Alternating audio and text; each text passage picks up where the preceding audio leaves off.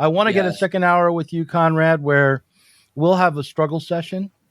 And I expect that at the end of it, I will have bloodied my own face. The death of God is about the drying up of a horizon of meaning and of a whole form of human life.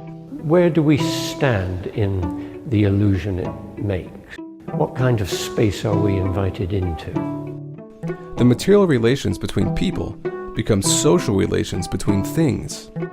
When we look at toasters, corn, and TVs, we don't see still, to a large extent, live in the interregnum between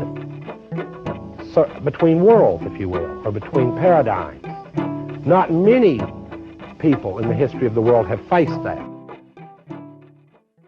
Diet Soap is a Sublation Media podcast. But no, there are lots of tapes of Nixon talking about the Jews. It's true. So that's a good way to start the recording. That's just the beginning right there. We are crashing and burning.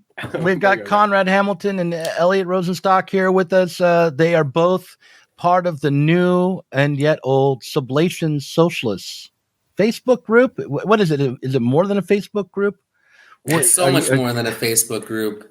It's also a place where Conrad and I can argue over the minutia of the banners and the names and all this. So it's so much more than a Facebook group. It's a great place to come and see what it's like when people put a lot of effort into Facebook.com and take it really, really seriously. It's basically a Facebook group combined with, an interior decorating exercise a la The Sims. It is kind of like interior. It's like interior decorating mixed with ghost hunting.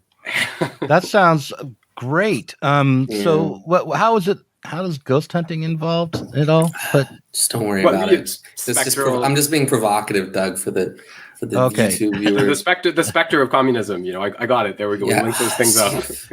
This is why Conrad's. So I'm gonna right now. What I'm doing while you guys are talking is I'm getting the logo that you were discussing. I'm going to throw it onto the screen. Okay, be good. Yeah, visual compliment. Yeah. So here. So that's not a great because the white background doesn't make it. I don't know. That looks like an unfinished draft there that Doug just threw on the screen. Okay. Well, let's see. I could do it another way. Hold on. This is with a white background with a little cosmonaut on it. Yeah, but that's okay. So let me try it a different way. 1 second. I'm going to save it as a ping, a PNG. Is that a ping? How do I open this PDF? Okay, 1 second. I like the fact the audience just has this image splashed on the screen. I'll take that. I'm waving my hand in the corner. I'm waving my hand in the corner so you know. Okay, right. Okay. I'll take it there. I took that down. Sorry. Look, it's there's going to be editing. Don't worry. So okay. Okay. So maybe what we should do is do you want to restart and maybe is this better? Okay, we're here today we talk about what it is.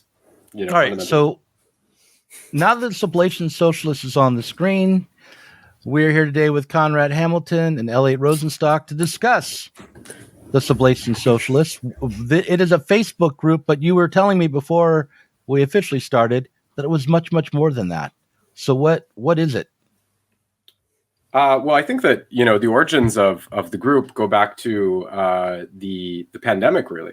And I think obviously there was a lot of people inside. I think that was a really interesting period in a way because, it seemed as if, on one hand, there were these sort of hot button political issues that need to be discussed. On the other hand, the fact people couldn't leave their homes. Yeah, that helped a lot. That makes, when you can't leave your home, you might start thinking to yourself things like, yeah, maybe I should talk with Conrad 4 hours every week about Chinese Marxism. That sounds good. So the fact the fact that there was these hot button political issues, but also people couldn't leave, meant that there was this flurry of digital activity. So in this context, the group sort of evolved out of, and you'd be familiar with this, Doug, because we had done a capital reading group together back when you were at Zero Books. And then I think, Doug sort of took issue with the way that I was engaging in the group. And then we kind of broke off. Speaking of Doug taking issue, talk about Sublation.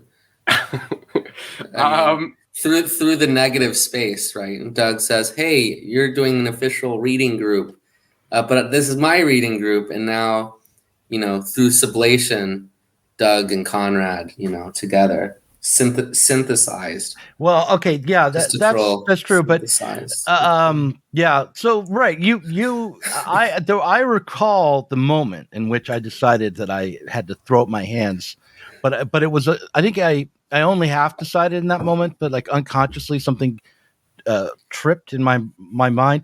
I had presented I'd sat down and I had written up like an essay, and I had presented it to the group. And I thought I'd made some I don't remember exactly the points I made, but I thought I'd made some very strong points, and concluded with a challenge that needed to be taken up. And Conrad, what you did was you sort of went, well, whatever, and then just continued on to repeat your position as if I had said nothing. And an assuredness of will. That's Conrad. For Christ's sake, what is the point of being a YouTube star if no one will take you seriously?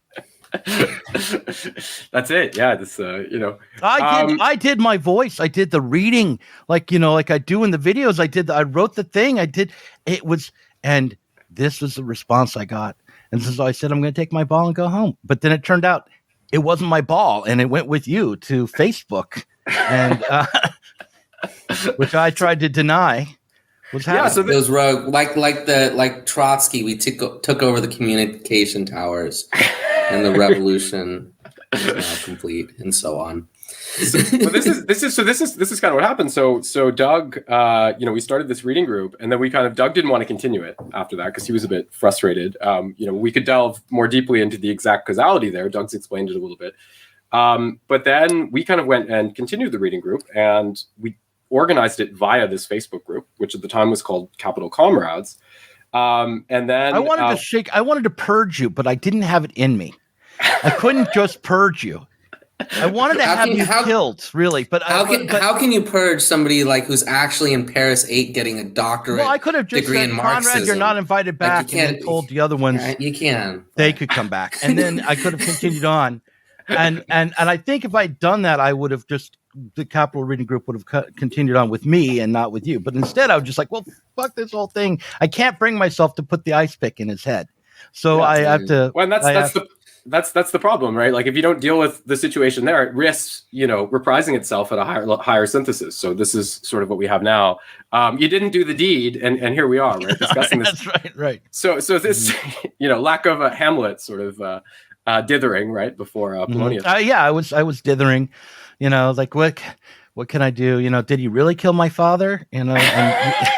Just debating the scale of the sin, right? But yeah, so we continued with this reading group, and it was organized by this Facebook group, Capital Comrades, and then it became, I think a reasonably active space for sort of conversations, and that was really. I think galvanized by the pandemic as well. So what originally started out as just a Capital reading group, later it actually spun off during the pandemic into a number of reading groups. And even just different programming. So there was Zero Plateaus with Greg, where we talked about Marxism and video games, a little Alfie Brown touch. And then there was, we had a reading group on Being an Event, which Mari and I did, which is very interesting because she has a better background in math, right, for the set theory stuff.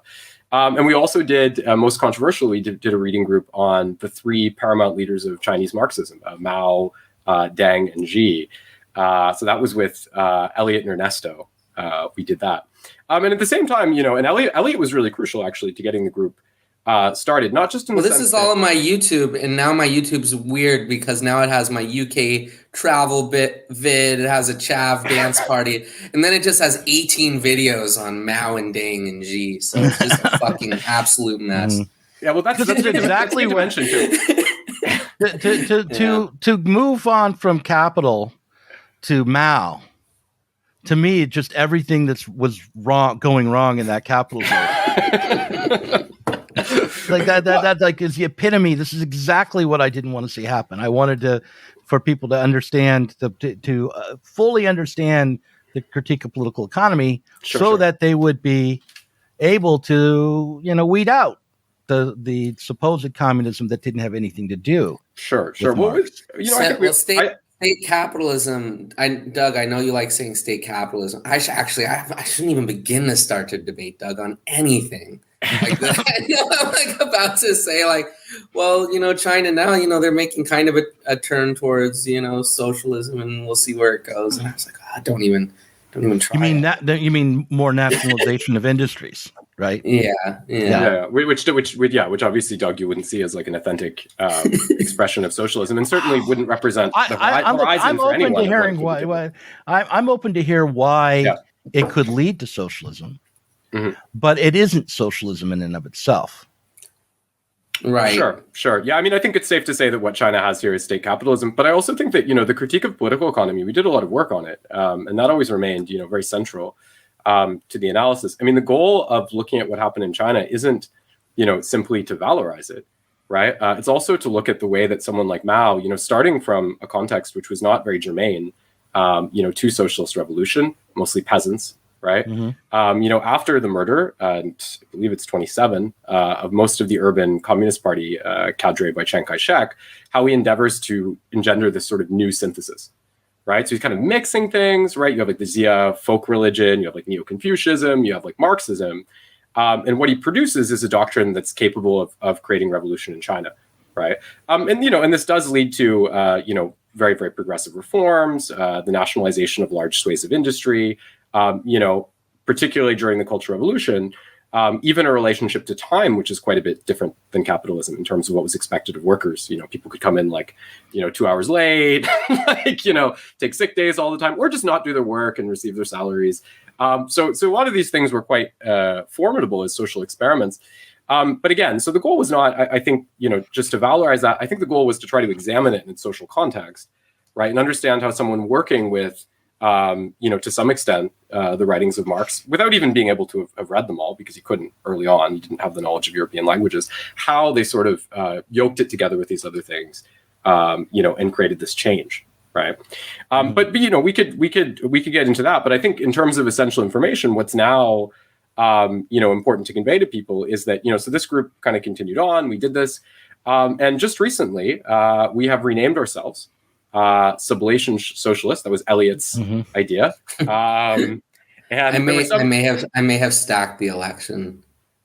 Now he tells us on air, Eliot, this is what you're going to rig the election. Well, I got all the voters. I was like, democracy. I know what to do with democracy. That's when you get all the voters to vote for your guy with all the technological means available. Yeah, you have to create a people, as Machiavelli says. So what did you do? Did you change the votes electronically, or? Oh no, I didn't change. No, I didn't change the votes. So I hate to reveal my true technological what I did. But what you did was you just it sounds I shared it. Canvas, well, it's you had it, the Democrats will go out and they'll get people from in their homes and they'll drive them to the polls, right? This is what I did. And the Republicans will do things like have phone calls go out on robocalls, and they'll say, "Don't forget to vote tomorrow." But the group is 1,000 people. Election day, right? Okay, the group is or just disenfranchised voters. Yeah. I run a psychology group that's 10,000 people. I run a Facebook page, an anarchist Facebook page, which is 50,000 people. And for a kicker, and Sublation Socialist is the smallest one of the Facebook groups you run. And even worse is I run a music. I don't run a music group. I was added as administration to a music group by people that didn't want it to be fully music, 4chan style music nerds. They're like, Eliot, you put some stuff on there. So then there's this music one that has 250,000 people. And what I did was I shared it to all of these. And I said, you know what the best option is? Sublation Socialists. And I said, go vote for Sublation Socialists. And then people did. So these people weren't even registered with the party. Yeah, we have it's an interesting structure we have. I'll say that. But this, I figured it would also get us a few more Sublation Socialist I want to say members, something. I want to say something is like what the fact that the Capital Comrades or the Capital Conrads group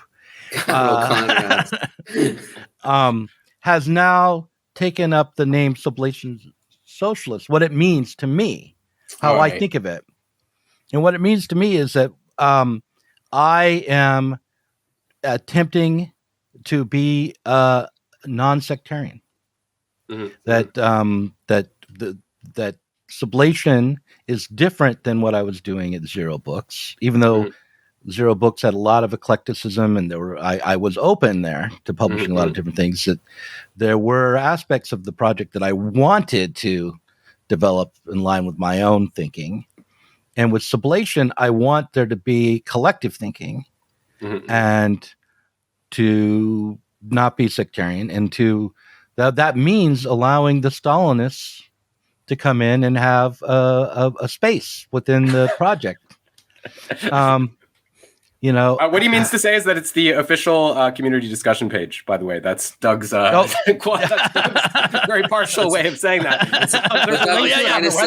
Right. The Sublation Socialist is Sublation Magazine's official Facebook discussion page, although we do have Sublation Media's Facebook group and Sublation Magazine, a Facebook group.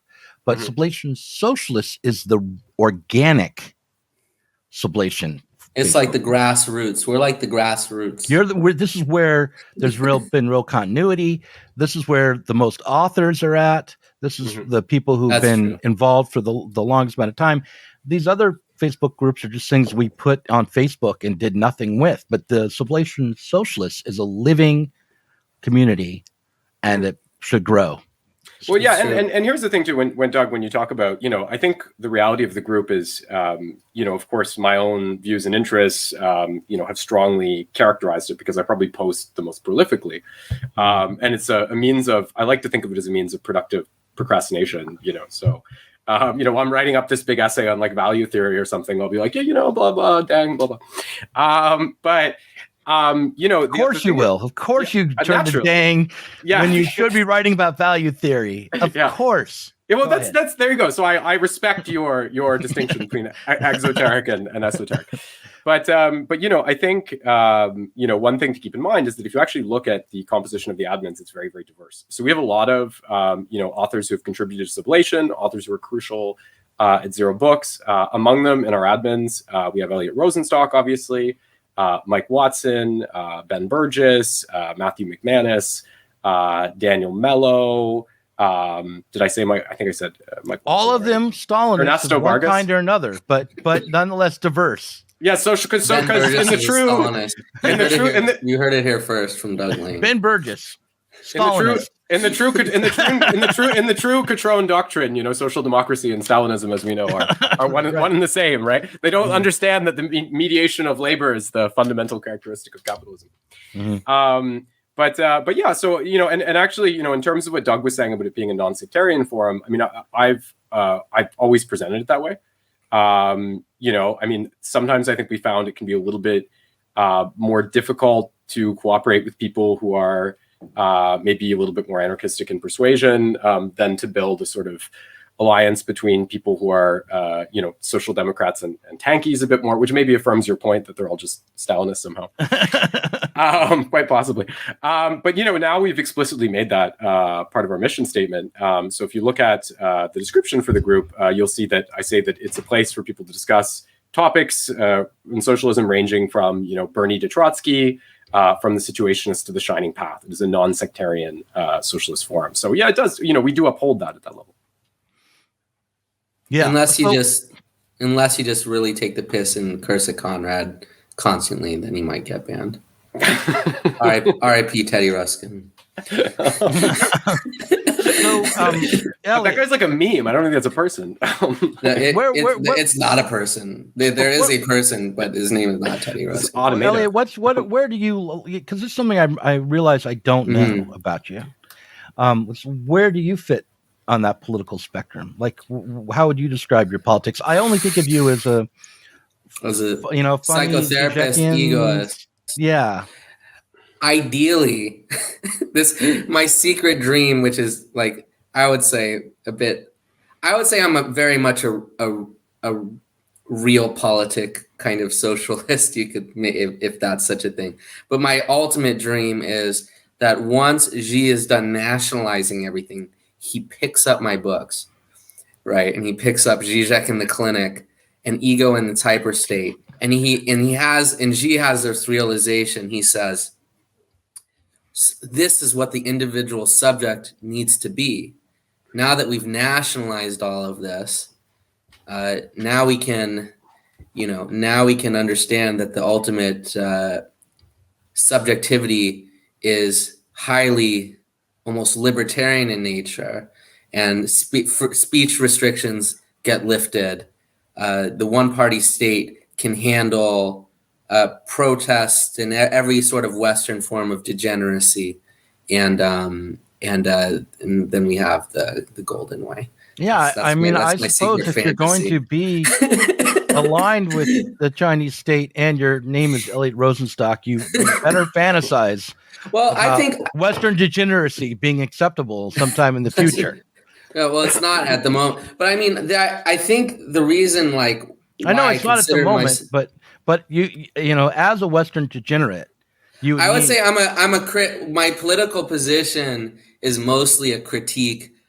Like practically, it's a critique of Western capitalism and how it degrades different technical and social institutions. Like it's like the Zizek in the Clinic this is how the capitalist mode of production and profit motive degrade what could be a transcendental object of mental health that you could figure out dialectically, or via philosophy. It's like all these kinds of things have ideals which could be found out via philosophical inquiry to some extent. But what we have is this gets subsumed by contemporary neoliberal capitalism, right? So I'm against that.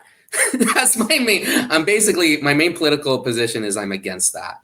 Like beyond that, Xi reading Eliot Rosenstock books, this is like also, if I had to make a state, this is my ideal state, Mm-hmm. Well, yeah, it's kind of a Freudo-Marxism too, because I think, sometimes with Eliot, if there's a certain kind of eclecticism, right, it's also because in a way, I feel like his orientation compels him to be, and you could draw certain analogies, not that he's the same, but you could look at people like Marcuse, but that his orientation inclines him. I'm exactly the same as Marcuse. Only I should be more, or only I should sell even more books than him. I'm just kidding. I just couldn't hear me being talked about and not take the piss. That would be lucrative. That would be lucrative given his acclaim in the 60s. But I mean, I think that part of the way that Eliot sees it, right, is in terms of the changes to subjectivity which are eligible to be induced, by these transformations to the mode of production, by these transformations in society, right? So when you're working on that level, right, it produces a little bit of a different analysis than you might otherwise. But I love this. I love what Eliot said, of course, about being the sort of spiritual supplement to Chinese socialism. Actually, one of my favorite funny anecdotes, which I thought was very funny, was, and again, talking about the Chinese Marxism group as sort of a lightning rod for controversy, but when and that was very interesting. I mean, doing that, even just on the historical level, right? Whatever your views are, I found it very interesting. But one thing that I thought was funny was that we were sort of promoting what we were doing. And I think at some point somebody said, this is problematic because you're platforming Xi Jinping. And I thought that was an astonishing allegation. And it was like, you do know that this is the leader of the world's second most powerful state, right? So I thought that was a really funny. It falls. You mean the quantity of 1 billion Chinese people versus our YouTube platform. Yeah. Right. I feel like he already has an adequate, podium from which to express his views. I don't think we're going to contribute to it or detract from it in any meaningful way. But if it's not unique. Mm-hmm. The illogic of that argument it's always the same. Like I was accused of, when I tried to get Jordan Peterson on my podcast, I was accused of platforming him when he had the most popular book in the country and, was getting millions of views every day. Mm-hmm. Or Twitter, shouldn't platform Donald Trump, right? Yeah.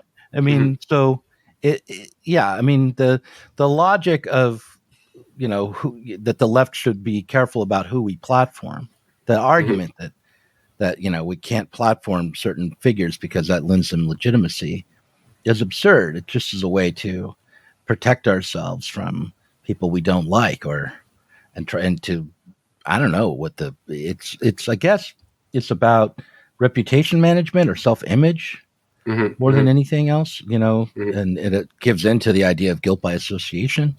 So. Well, yeah, and I said this in the beginning that I wrote to the Peterson book, because I was a co-author in Myth and Mayhem, a leftist critique of Jordan Peterson, which, maybe I shouldn't plug here because it'll be driving sales up for Zero Books. No, but probably anyway, not. But go ahead. We don't need to worry about platforming or something. I don't know. I'm platforming myself right now. No. Yeah, people should go out and get Myth and Mayhem, because you know why? Here's why. I still get royalties on all the books that I publish through Zero Books. I got a check from them just the other day. Oh, you did. Okay. So please do buy all those old titles. Doug, very, very comfortable and versed in the logic of the value form. As you said. Yeah, that's right. So I actually said that at the beginning of that book. I said that, maybe there was a moment at which, the claim that, writing about Peterson would be tantamount to platforming him would have had validity, but that moment has been long eclipsed. And so now we're left with the situation where this is the most popular public intellectual on the planet. And I don't think you can sit, at that point and say, well, it's just preferable, for him to sort of, amplify his views, right, across sort of, the millions and millions of people who use something like YouTube, and not be responded to, right? I just don't understand the logic of that sort of argument. I mean, Conrad, I think like the important thing is what we're saying something like really pretentious, which is kind of like, it's not about platforming. It's not about being a repeater TM, right? It's about, we have something to contribute, and it's worth it because there's something true and forceful about the way we're kind of analyzing these, people and situations and the social context. I mean, that's always been like the kind of thing that I think draws people to Zero Books. It's not because, this is a BreadTube channel where I can hear the latest BreadTube take. It's like, here's like the bespoke, analysis of something, right? I don't think it's like the same. You won't hear the same. You won't hear a Doug Lane kind of, or yours or mine. I don't know, just on like ContraPoints or whatever. You won't hear just the points repeated or something like that. Well, it's worth it because it's good, right? Can I mention this as well? And I agree with you, but can I mention this as well? I mean, I think also, you were, Doug, of course, you were talking about some of the explorations and discussions of sort of really existing socialism, which have happened, certainly not exclusively those conversations, but that have happened in the context of Capital Comrades, now Sublation Socialists. And I think what's interesting about that, too, is that it's perhaps, I know that you've been dubbed, an exponent of normcore socialism. I understand this is an adjective that has been used to describe you.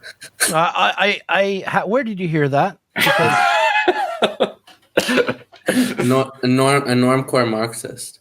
Normcore Marxism, maybe not. Maybe we're not flattering enough to describe it just as socialism, but I mean, in the sense that, I think you could see an element of this. If you look at someone like Burgess as well, but in the way that, this message that, the left has sort of become what Piketty would characterize as like a Brahmin left, that it's not communicating to the masses, that requires on one hand a renewed form of politics, and maybe on the other hand it requires a slight change in aesthetic and presentation as well. And I think that was one of your big successes, right, when you were at Zero, was maybe reaching an audience that hadn't been reached by Zero. I hesitate to say like a middle American audience because I don't know the exact. No, I don't know about that. It's kind of close. It's not. I mean, people are. I've met or talked with some of the readers who are like working class, who are, that appreciate it. It's not like middle America. It's people that appreciate philosophy and psychoanalysis, right? And you can get like this in-depth, kind of. I would say that probably rather than being a normcore Marxist, I'm a basic bitch Marxist. Basic bitch Marxist. Okay. Like grande latte. My favorite band is would be the Beatles. You know, like Beatles, I like I've got Live, Laugh, Love and Christmas lights in the corner of my room. I'm not aesthetically. Well, it's really not true, but that would be what I would prefer. You're wearing a Nixon shirt, Doug. You're clearly irony poison. You're more irony poison than both me and Conrad. Fine. Shirt. Fine. Well, I am so. Look at the comparison here. I have this shirt that I think looks like a Soviet Union shirt, but I've heard that it says like "Greatest Grandma" or something in it. So maybe that's who played in tourists in St. Petersburg. But I've got the Soviet shirt. Is the point? He has the Nixon shirt. So there you go. Nixon now more than ever. I like, but my irony is like circa 1982 or something. It's not, it's like basic. It's basic. Let's be honest. It's like a third degree irony, historically mediated. Here we go. I think, but I think actually talking a little bit about the engagements with what we might call really existing socialism that have occurred within capital, which again was not exclusively what we did. Mm-hmm. But in as much as those engagements existed, I think it's also important to note that, part of it was to examine, not just, again, sort of the esoteric, or the exoteric, core of Marxist theory, but to try to examine, and there's something very dialectical about this, the way that it ends up being transposed to a sort of broad social reality in its different historical instantiations, right?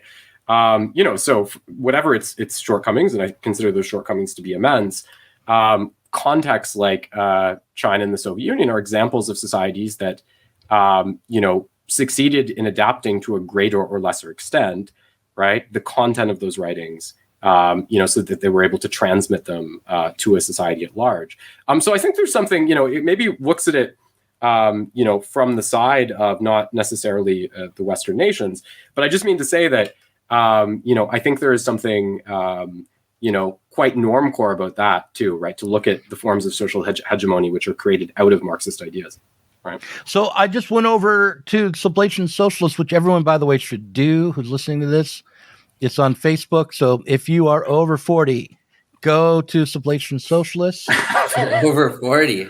Yeah, because Facebook, Actually, there's a lot of Zoomers. There's a lot of Zoomers who only use Facebook for our group. That's actually true. That's the only reason they're there. It's the only one. Otherwise, they would not be there. Yeah, it should be like we should probably get an Instagram or a TikTok. I don't know. Oh yeah, Instagram and TikTok. Oh Jesus, I'll let Conrad do the TikTok. But dance moves while reading. Yeah, while I was over on Facebook, which I am always on, I noticed that you guys have been talking about Gorbachev. Yeah, we were talking about so what is your opinion about the legacy that he left behind, and what is the general consensus over on Sublation Socialists about Gorbachev? I think that people were fairly receptive to what I wrote. I mean, what I basically said was something, fairly simple, I think, which is that, I think the reception of Gorbachev is obviously very, very polarized. Right. In the sense that, there's a lot of liberals and by extension, sort of people in the West who sort of valorize him, right, as this extremely heroic figure. On the other hand, there's a lot of Marxists or even just non-Marxist defenders of what's been called multipolarity, who might characterize him as a sort of traitor, right, who sold out the Soviet Union to the West. And I think probably the reality of it is a little bit more prosaic. I think Gorbachev certainly he might have sort of converted to social democracy a little bit later in his tenure, but I think for most of his life he was very clearly a Marxist-Leninist, and I think that he instinctively understood the need for change in the Soviet Union. During his first 4 years in power, he actually was very, very good at balancing between liberals and hardliners in the USSR in order to achieve reform. That's sort of his strong tactical side.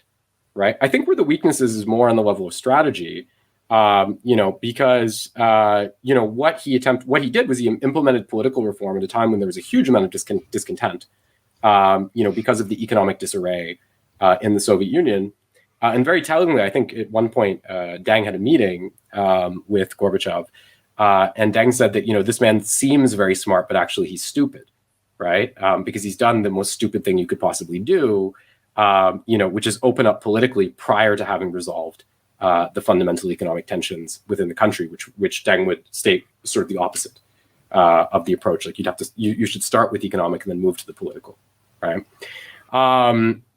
But I think that, I remember recently I watched Herzog's documentary on Gorbachev.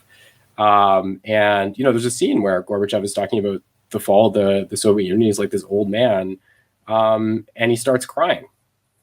And I think it was, we remember, like, it wasn't Gorbachev's idea to dissolve the Soviet Union. That's not what he wanted to do, right? That was something that sort of became thrust on him, right? Once this agenda sort of sputtered out of control. And then you had a fairly, I think dubious sort of dissolution where there just wasn't an adequate level of consultation. I mean, you had whole republics that didn't want to succeed from the Soviet Union, right? The majority had already indicated that were just being auto-dissolved, and being power was being assumed by figures who were often, or would turn out to be very corrupt. But so I think that Gorbachev failed, and I think that we can analyze his mistakes, and that's something fruitful. But I don't think that, and I said this, like, I don't denigrate other socialists in principle. I denigrate their mistakes, right? So I don't think that one has to, accuse him of being like a traitor, right? To do that, I think that he was someone who wanted to reform the Soviet Union, and he just didn't do it. And I think the tragedy of it also for him is that that's something that he had to live with, right? What do you think of it? Oh, I don't know. I mean,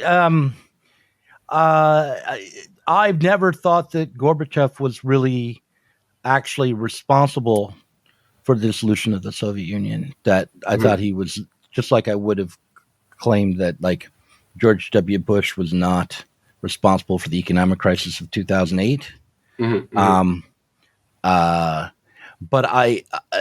But to be honest, like, the details of the dissolution of the Soviet Union are not, it's not something that I'm, well versed in.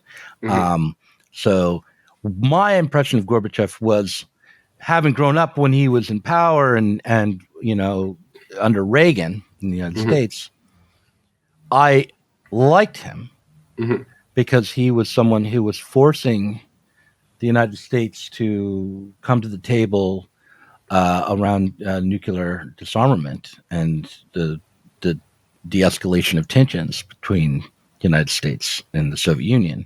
And as someone who at that time was very concerned about dying in a nuclear, blast, don't worry, it's coming, Doug. Well, now it's going to come, but by the time that it gets here, I will be ready.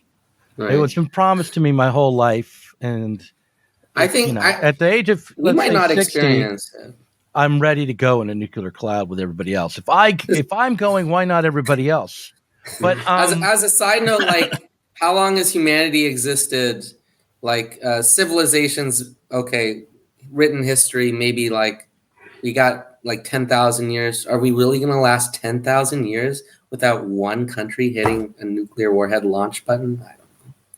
I don't know. But that wouldn't necessarily represent the end of the world. Right? I mean, keep in mind that we already had the COVID. We practiced. 2 nukes were already dropped, right, by only the United States, right? Which I always find interesting, right? Because the United States likes to sort of scaremonger about crazed dictators, hitting the nuclear button all over the world. But when you boil it down, they're the only ones that have ever done that, right? Right. And I don't necessarily buy the explanation that it's just like, oh, we didn't know that it would be destructive. When you drop a bomb like that in the civilian population, they have contingencies. NATO's ready. Russia's ready.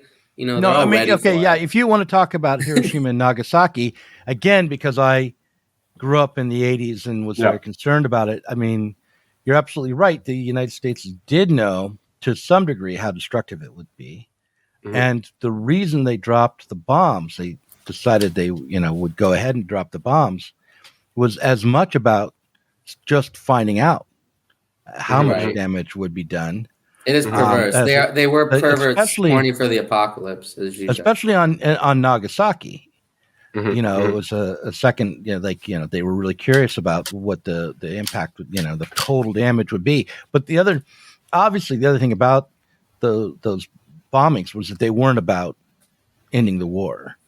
They weren't about getting a surrender from Japan, because Russia was coming, right? It was a matter. Well, it was just they had intelligence that would demonstrate that Japan would be surrendering soon.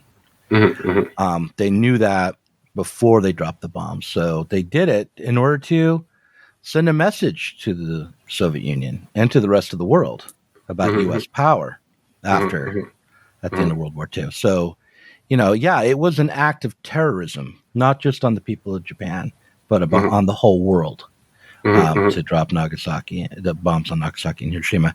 And it was probably, I always thought at the time that it was not only a horrible crime just in terms of the number of innocent civilians killed, but also it put humanity's future at risk in a way that was just unacceptable. So if there's a reason, if you want to pick one reason to be opposed to the United States government, that would be for me on the top of the list. There are many other war crimes and genocides, Well, I mean, there was, it's funny how these things work too. Yeah, I mean, even on the topic of genocide, of course, we very often talk about, what happens in China or Russia or something like that. Even at an extreme level, I believe the Victims of Communism Foundation wants to label all COVID deaths by communism because it emanates out of China. Which is weird because the U.S., I don't know if you know the funding source for the Wuhan COVID. I'm not like a crazy person, I swear. Which is what we say right before. It's always a good caveat. In terms of these are labs funded by the U.S. in China, in a low rent district of China in Wuhan, and you're funding back coronavirus research, and you're saying, oh, this is dangerous, so we better have a bunch of them. And then I'm not the first person to say this. This is not like this was a U.S. project. So to say it's a Chinese obviously problem, if the U.S. doesn't do this, then this doesn't happen, right? No, I mean, right. I mean, there are documents that demonstrate that there were grant applications for what Fauci denies, but which absolutely looked like to me gain of function research on back coronaviruses. And why wouldn't they do it since nothing had happened yet? It's like Freud says about death. Well, the unconscious doesn't know death because it hasn't experienced it. So why would Well, because Fauci had written about the risks of doing it. Right. And published on the risks of doing it. No, it's not as though it was unknown that this could create the very pandemic it was supposed to be helping them fight. But I want to also point out, Harry Truman was a Democrat. So it was a Democratic Party that unleashed the bombs on Hiroshima and Nagasaki. And so, that's another reason to be against the Democrats. Well, I mean, I'm no Nixon now more than ever. All right. So Nixon was rated the #1 citizen of Los Angeles according to the 1950 Los Angeles People of the Year. And it has a nice picture of Richard Nixon. If you go into the LA Public Libraries, you can see his portrait. Vice President Richard Nixon, Angelino of the Year. Yeah, I'm no great proponent of the Democratic Party nor Nixon, but I just meant that I think when we talk about these great massacres throughout history, it's also important to or genocides. It's important to be very conscious of the way that these statistics are they're politically constructed as well. So, for example, or even the attention we assign to them, right? It's a reflection of the political situation. So we very rarely talk about the U.S. supported genocide of communists in Indonesia, right, which killed millions of people, right? We don't tend to talk about that, nor is the tendency, if you look at the United States, my understanding is that millions of people have now died because of inaction on COVID, right, which mostly owed to, I think, trying to maintain the reproduction of capital in that country. I mean, it's night and day, right, if you look at the death rate in China and you look at the United States. So, is it the case, if we're going to say that, what Stalin did in Ukraine, right, is a genocide, right? In a legitimate situation, by the way, where they didn't really have enough grain, and Stalin, my interpretation would be Stalin sort of said, well, we don't have that much grain, so why should I give it to people I don't like? I think it's asinine to compare the bombing of Hiroshima to the inaction in response to COVID. And here's why. Oh, but I compared it to Stalin in Ukraine, by the way, not Hiroshima. Not that was not the correct metaphor. But right. But there was a continuity there. There was a hop and skip. Yeah. And because what you're talking about is in the United States is the reaction to not just the state of the state, but also of the public. The people who died in the United States from COVID were largely people who had looked at the evidence and decided what they wanted. They were living in a more democratic state, a more decentralized state. They had, it's not as though that the opportunity in the United States or in Europe was there for the governments to lock their people in the way that they did in China. It's a completely different culture, a different set of values, and a different response.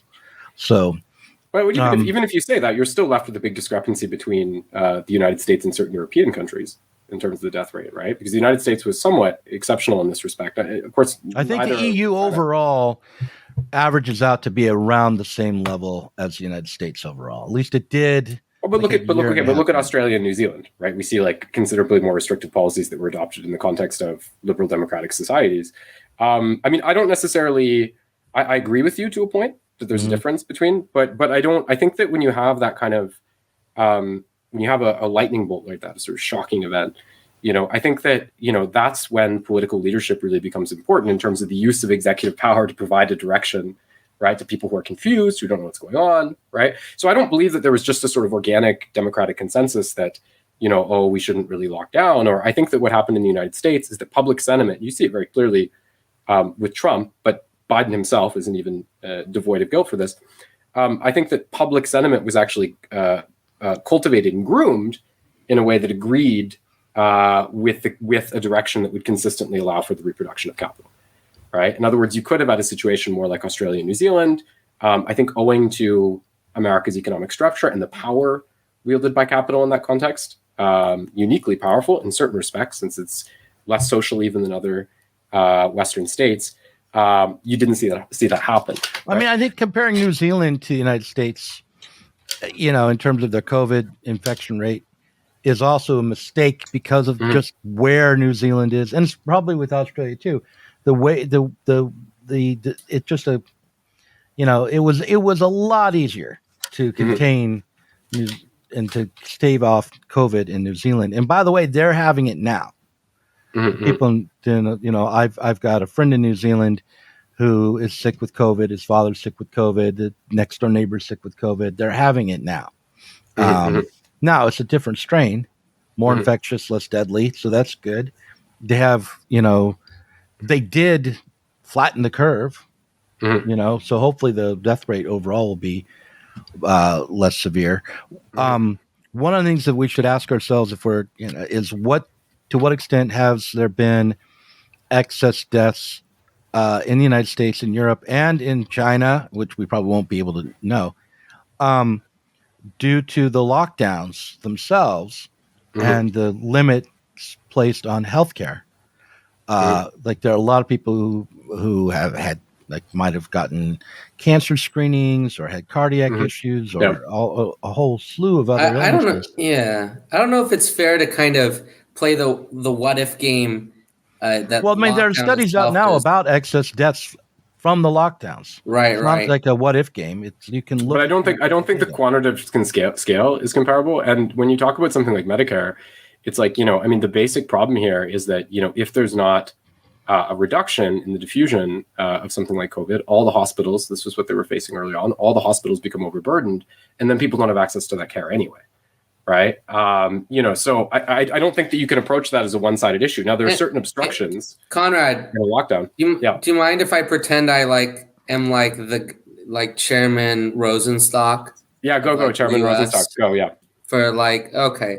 So I know this is not a realistic situation, but imagining some weird situation, Chairman Rosenstock of the United States, right?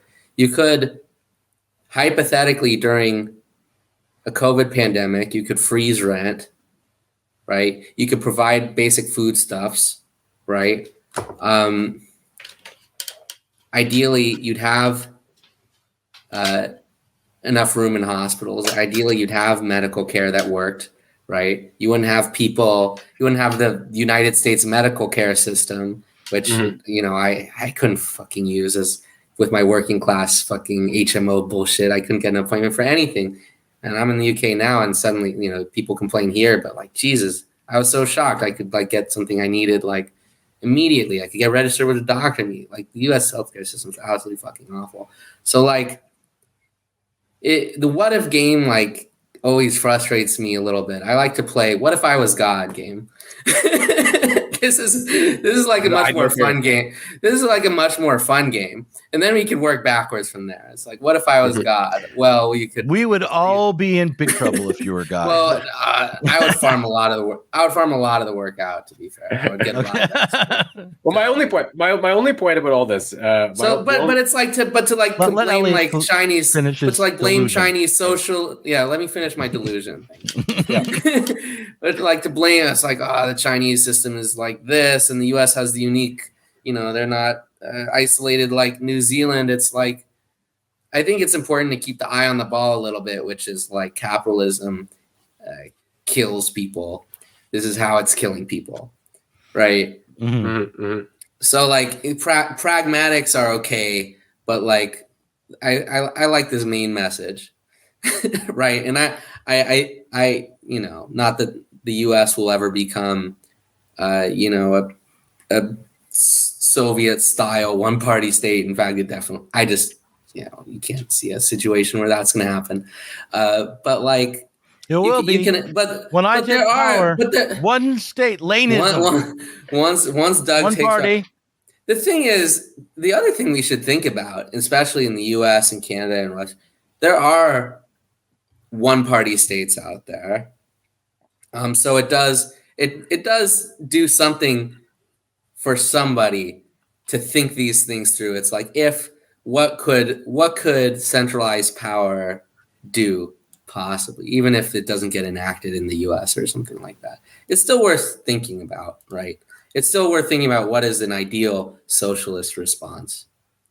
That's my delusion. That's my 2 cents. And God, that's my personal God delusion. It's not a new atheist book. It's just have you ever seen the movie Forbidden Planet, Eliot?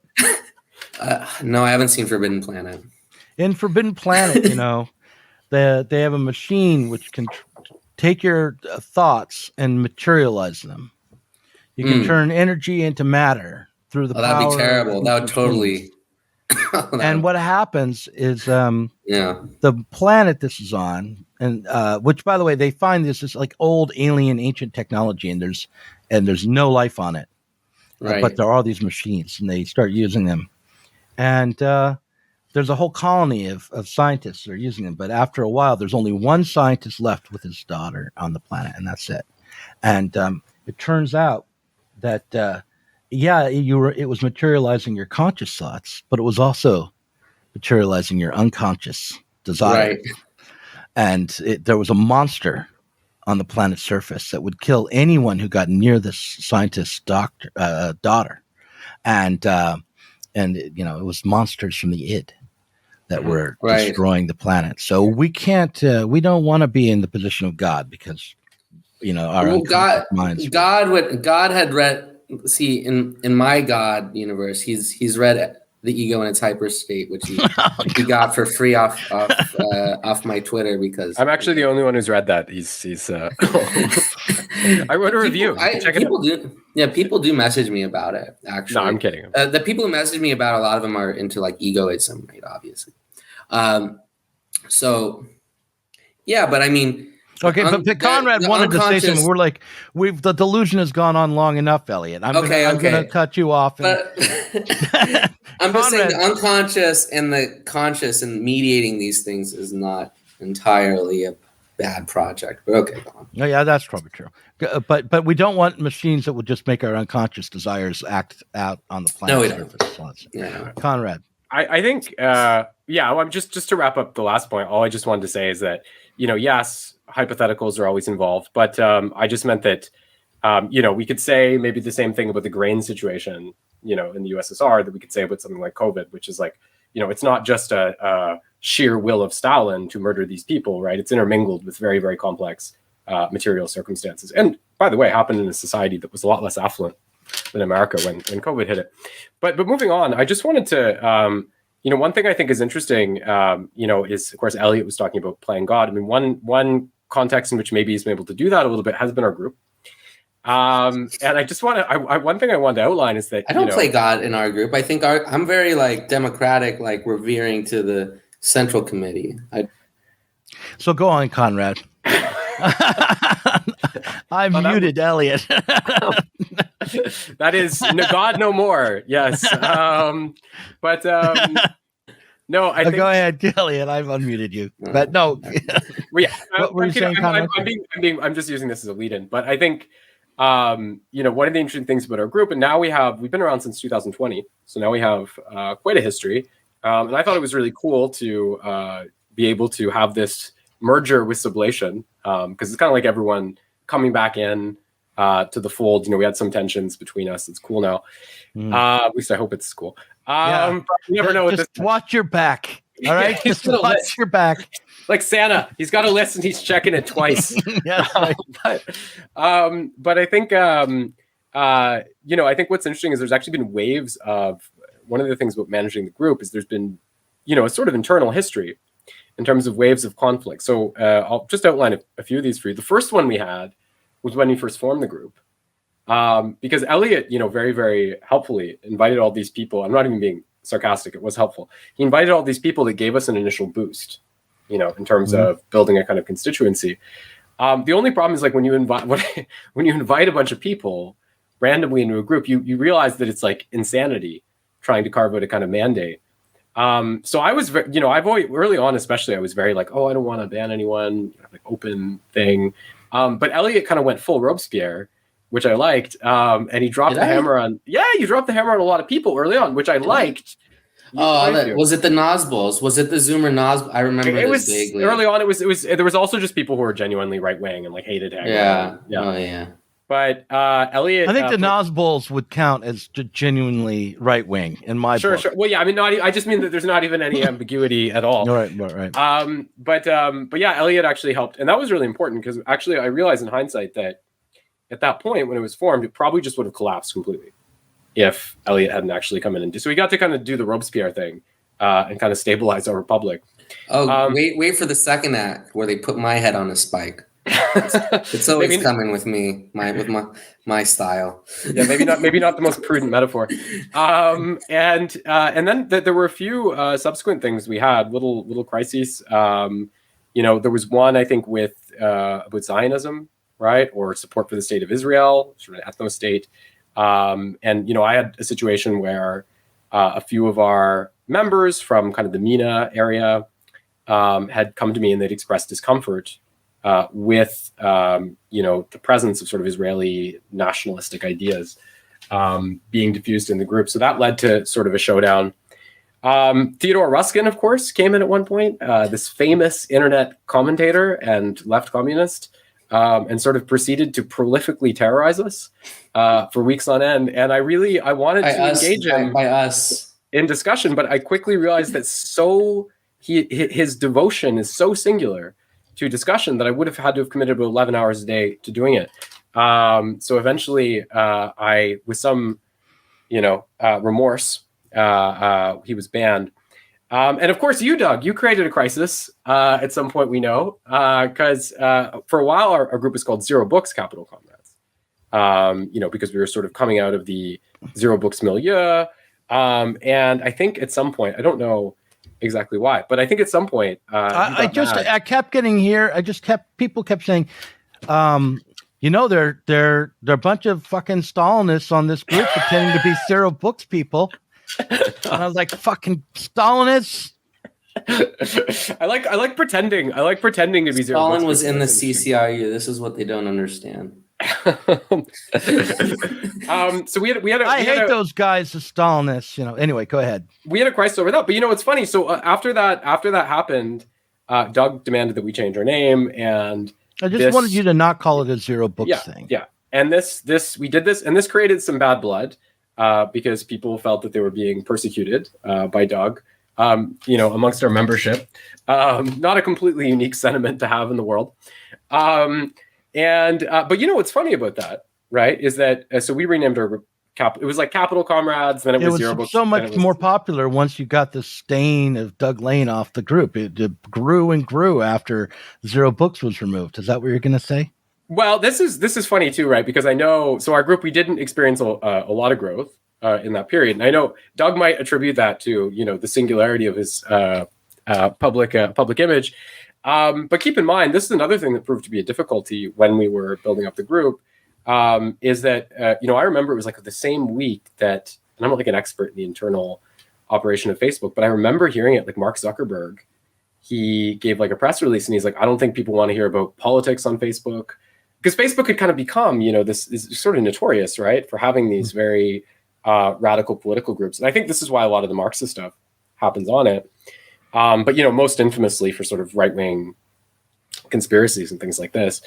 And there was 1 week, and Zuckerberg, he went to the press and he was like, I don't think people want to hear about politics so much on Facebook. And then I swear to God to you, after that week, we had like no growth, right? And I don't know what happened in terms of, maybe it was that things happening in the group were more visible to people before. I'm not sure. But I think in that context, we were fortunate just not to have been eliminated altogether, because I did see groups dropping like flies after that period. So this all, but what's funny, even though people were mad at Doug, I do have to say this, I thought it was very impressive, because before we voted on the new name, Sublation Socialists, SS, as you say, not thoughts. there was some ambivalence about that, I know. Before the Social Security is also no, that's what I said. That was our thing. We're like, well, the two things people got frustrated with. One, they thought socialism was too soft, right? We should be like communists. And then I said, really existing socialism. Okay, shut up. Number two, they said, the acronym is SS, and the response to that was, well, so is Social Security, but nobody thinks they're Nazis. So I think people have an appreciation of context. But here is what I will say, which is impressive, is that the first vote we had before we voted on the name, the first vote we had was, do you want to affiliate with Sublation, right? Sublation Media, Sublation Magazine. And I was impressed because people know, obviously, that you're involved with Sublation. And we still had like pretty overwhelming support to do that. So that just goes that, Doug, you are so popular that you can literally come in and kind of inflame a group of people, leave, and then some months later they vote you back. Well, yeah, I know. Well, I don't know. I don't remember exactly how I handled it. Yeah. But when I asked you guys to quit, but I remember that there was a sort of a grouchy old man, get off my lawn quality to it, rather than, like there was a old man shaking fist at the clouds kind of.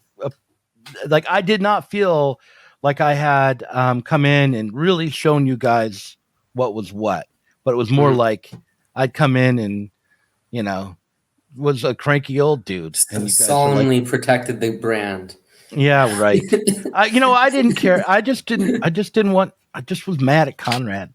So let's get to the heart of it. Well, without dwelling on details too much, I just want to say that I think, by the way, I just want to add this, what really helped, because there were some tensions in the Zero Books camp. And I think what really helped bring people together were some of the events surrounding the acquisition of Zero by Repeater, the parent company. And I think it's a little bit like, the analogy we might use is like, when, France, you have the Vichy, right? Like, even De Gaulle and the communists sort of become friends. Right. And I think it was what really allowed us to forge. Which one of us does De Gaulle? All right, we'll not get into that. Let's not get into that. But I just want to say, there we go. There's our beautiful. There it is. Yeah. There I am with my lockdown mask. If you squint really hard, you can see me. Conrad has the nice Look at Conrad's fucking profile. Yeah, I know. Anyway, so there, by the way, Mike is looking into that. we have. Can you put that up again? Can you put that up again? I just want to do a little analysis of the image. So obviously this is a piece of should be obvious. It's a piece of Chinese Maoist propaganda. Then we have the cosmonaut. But if you look there from left to right, we have Matthew McManus, myself, Mike Watson, Ben Burgess. I believe that's Eliot or Daniel. Then we have Rebecca Parlare. We have Ernesto Vargas. We have Eggy Aiden, who's one of our admins, Greg Talon, and finally Adam Watson. And then you can also notice right at the back, we have this "It is year zero again," which is a quote from Mark Fisher, MF, as he's maybe a little bit cheekily referred to there, with a little atomic image from Greg. And this sort of alludes lightly to the fact that a lot of the people involved in Sublation were formerly involved in Zero. Thus, it's sort of year zero again, right? Right. And of course, we have Doug here, who I love, who looks like Darth Vader with this mask, the clout glasses, and the COVID mask. Yeah. Was that I believe that's was it real? You were? Sorry, okay, one more. Okay. What do you want to say about? Were you too? No. I was never consulted about the glasses and the mask. So am I to believe that you were half embarrassed to be portrayed there, and you asked for it, or what happened? How did that happen? Was that just totally our artist?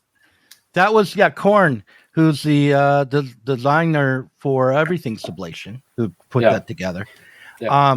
And I did not ask for that picture to be used, but that is a real picture of me. Like I put on the mask and I put on those glasses and I took a selfie.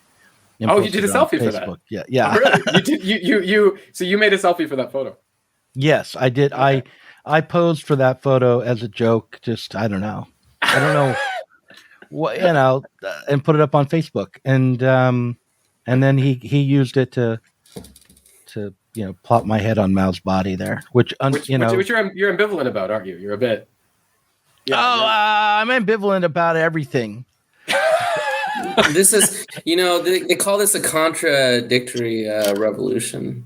Well, I think it's a really interesting mix of people here when you think about it, because like Rebecca Parler, I think I met her at a Platypus affiliated convention. Yeah. Is that right? And Ernesto, I know pretty well from my days at Zero. He was a regular, with the different workshops and things that I would run until I took my ball and went home and cried. Matt McManus, and Ben Burgess, but there's such a mix of different levels, just of and Mike Watson, some of you guys, I would say, Conrad, you are some sort of crazy tanky, and Matt McManus is a Rawlsian liberal, right? That's why I thought Socialist was fair, because quite frankly, we're ideologically, I think everyone would say, okay, at least a socialist, right? The only way this makes sense, as a group of people, and you can go, they should all be aligned, is if Chris Catrone is right, and you're all Stalinists, and there's no difference. Otherwise, it doesn't make sense. And if Chris Catrone is right, then I should really think hard about the fact that I'm there with my, leading on these troops. I need to look into deep. Actually existing socialism publishing. Yeah, that's right. But no, but I think Catrone is right to some extent when he says that, and he's right. The way in which he would be right is that if you look at sort of the left communist critique, or even if we were to talk more specifically about the emphasis, someone like Postone puts on abstract labor. Or the social mediation of labor. I mean, there's never really been some people might say 2 years here or there, but there's never really been a society that meets those conditions, right? For what an authentic political project would represent. So I think he is correct to the extent, and look, I don't think Bernie Sanders is some, Stalinist democratic centralist or something, but he would be right to the extent that, we're talking about, manifestations of socialism, if you will, that have necessarily taken hold in a broadly capitalist society, right? So there's always been that influence, which palpably happens. So I think one thing you see in our group is that, well, I don't think that you find that, I mean, I think the term socialist is adequate broadly to describe people, but I think that you do find a group of people who are, interested in constructive and immediate forms of transformation, right? Whether those conform to, again, sort of like an esoteric reading of value theory or not. I'm not dismissing those readings. I think there's something very valuable to them, but I just think it's very hard to actually take that, again, in a dialectical sense, it's very hard to take that as a starting point within our world, isn't it? Well, we do it every day when we go to the mall. Listen, we've been talking for an hour and 10 minutes. Mm-hmm. Eliot, I know you needed to go after the first hour. Yes. I want to get a second hour with you, Conrad, where we'll have a struggle session. And I expect that at the end of it, I will have bloodied my own face. But that will be what we do for the Patreon. So Eliot, thanks for being here. Conrad, I'll send you a link in about 10 minutes. I want to go get some more coffee.